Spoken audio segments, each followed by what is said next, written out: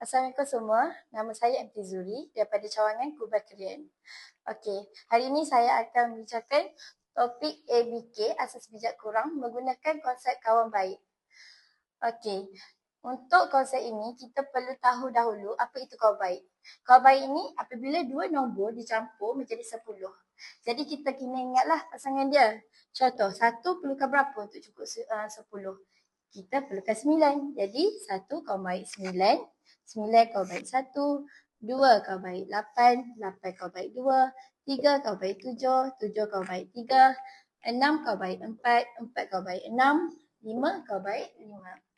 Okey, untuk menggunakan konsep ABK, kita perlu menggunakan teknik tolak satu kawan baik. Okey, saya akan berikan satu contoh. Contohnya 378 tolak dengan 29. Okey, kita tengok dulu soalan. Okey, 8 boleh ke tolak dengan 9? Tak boleh kan?